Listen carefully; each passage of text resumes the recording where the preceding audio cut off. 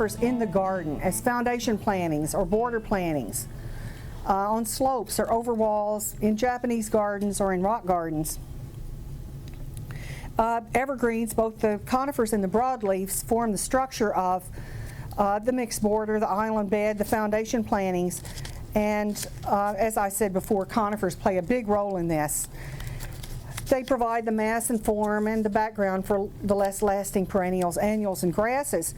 And quoting Susan Roth again, you can see that Susan Roth is one of my patron saints in gardening.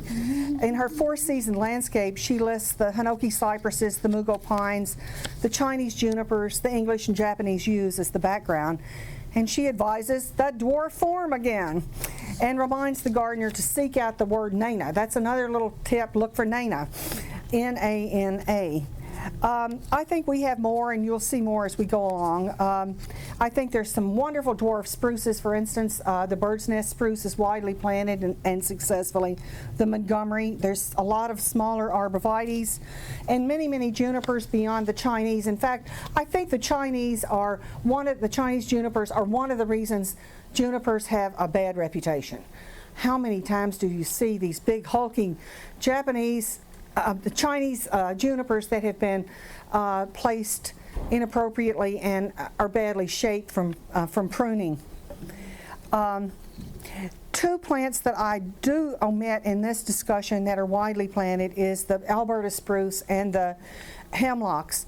I hate to say that about the Alberta because it certainly does have an interesting form, and it's just about 100% maintenance free in terms of pruning and shaping, but they're so often bug infested, or that's been my experience. I've seen a lot of them removed from the gardens of my clients.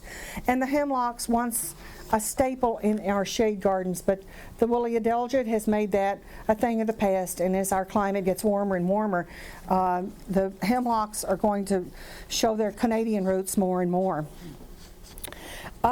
Conifers are outstanding ground covers, and I know there are those of you who say, I can't stand ground cover junipers because they always look so ragged and so on. We can thank our highway departments from the 60s and the 70s for planting tons of these and then giving them zero maintenance. With a reasonable chance, these can work for you.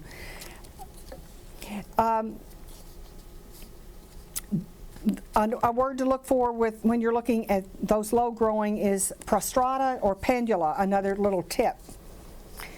Now the Japanese garden uses a variety of plants, and conifers are a part of that, but this is a back to basics class, so we're not going to talk about much about Japanese gardens, and rock gardens too are very specialized. But I have some nice pictures I want us to analyze a little bit. These are, on the left side, are conifers in foundation planting, and I particularly like the picture at the top. This uses the Prince of Wales juniper on both sides of the stone wall. It uses a mugo pine at what is a walkway that takes a right angle. There's a Hinoki cypress at the corner of the house on the left, and this mixes I believe some lamb's ear barberry. We'd find something else for that, maybe dwarf nandinas. But I think this is a good example of mixing conifers in a landscape plan. The one at the lower left is another example of foundation planting, and you have here in the front, lower front, the foreground, I guess, is the unshorn mugo pine. In the back, across from the paving there, is the shorn mugo pine. I think this goes well with the striking simplicity of the house itself. You have a conifer on a wall. This is a picture at Brookside Gardens. This is up above the wedding gazebo. This is one of my favorites of the low-growing junipers. This is the dwarf Japanese garden juniper, Juniperus procumbens nana.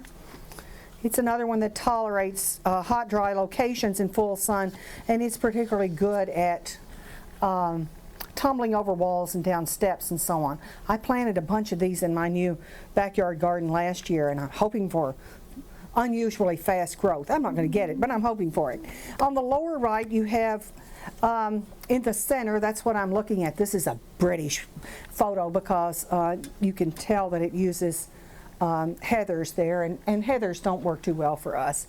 But certainly the plant in the center, the Russian arborvitae, or sometimes called the Siberian cypress, this is very cold hardy with a name like that. This is that plant we saw earlier that had the somewhat purplish look to it. It is a fine plant and one of those transitions that can move between the semi-shady to the sunny.